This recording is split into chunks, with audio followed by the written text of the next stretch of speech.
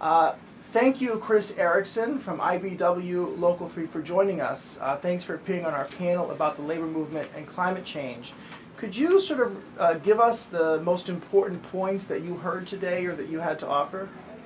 Um, it was quite diverse, I would say, but the focus is moving forward.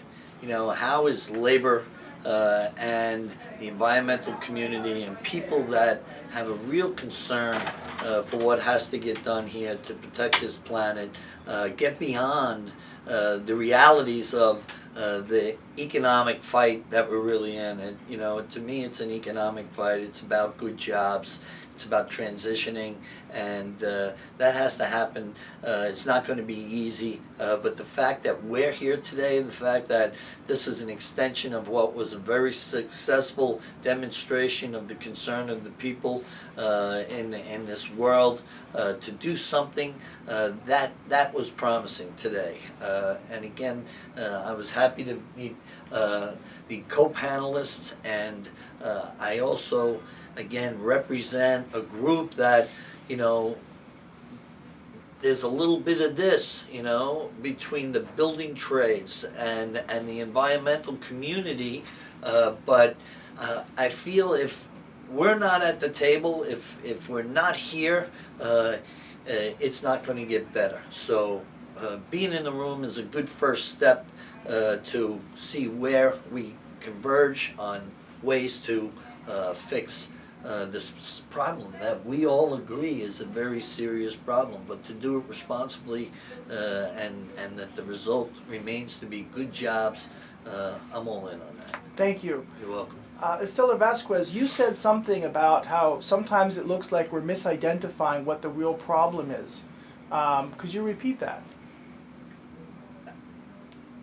I will try to repeat it, but it's that when the issues are put on the table, it sounds like the environmentalists are just on the environmental issues, and some labor unions are just want to protect the jobs of their members. And I think that we need to change the way the conversation is held. Environmentalists are for the protection of the environment, but they are also for the protection of jobs, the protection of good wages, the protection of communities, for economic justice for all. And labor unions are not just about protecting our jobs, we are also about protecting the environment and working with other parts of society and how we move forward around this issue. So we need to change the dialogue and say we have a common problem, and what are the common solutions that address our common concerns, which it is how do we leave an earth for our children, our grandchildren, great-grandchildren, and future generations.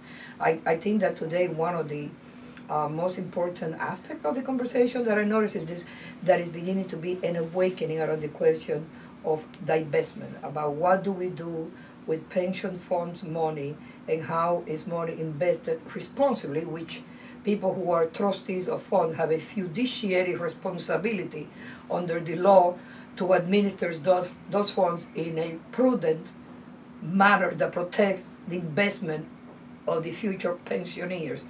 But I think that going forward, what the People's March showed is that we are coming together. It's a convergence of interest, and there is enthusiasm. Although there was mention about apathy, I think that 400,000 people in the streets of New York and the whole world watching what we were doing in the city shows that we have moved from just plain apathy and we have moved to action. And the question is, how do we continue the action and begin to put real solutions, alternatives that people can move, organize, and say this is what we want to achieve. Thank you. Bill, we saw 400,000 people come out for the climate march recently, and it seems like we're a far cry from looking at environmentalism as a beltway-focused political movement, and it's become a real cultural movement that's involving much broader sectors, exemplified in part by the great union bloc that was present at the march. What can you say about this cultural coming together and finally looking like we're taking this issue more seriously? Look, there's a big surge going on now, finally. This movement is rising up. It's clearly the fastest rising movement around the world. That's because, sadly, the situation we're in leaves us no choice. Everywhere in the world now, someday there's a famine, a flood, something that reminds us of just what folly it is to keep pouring carbon into the atmosphere. And so people of all stripes are coming together. It's really important, so beautiful that labor is becoming a big part of that surge. There are no jobs on a dead planet. Working people demand a working planet. I mean, that's just the bottom line. I mean, otherwise, the only work there's going to be for any of us is kind of emergency response to things. And that's not really what we want to be doing. So it's a powerful moment because our enemies are the same. The Koch brothers taken together are the richest person in the world, and they made that money off oil and gas, and they used that money to subvert our political system, especially at the cost of unions. And our friends are the same. It's working people all over the world who bear the brunt of this crisis. And that's why it's going to be a big united front. Now, I have no guarantee that we're going to win this fight because we've waited pretty long to get started, and because unlike other fights, it's not like if we don't get a good contract this time, we'll get it in 4 years or something like that. In this case, if we don't solve this problem soon, then there's no solving it. It's out of control and we're out of luck. But I do know that there's going to be a fight.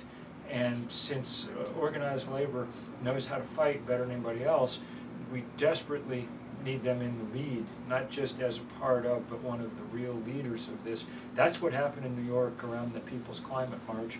And as I say, I think one of the things that's richest about it is it's helped transform, as Estela says, helps transform labor at the same time as we move to recognize that the face of labor in the future is different than the face of labor in the past, as we head in new places. It's a beautiful moment, and we don't need to repeat the same mistakes that the labor movement made around civil rights, say, a generation ago.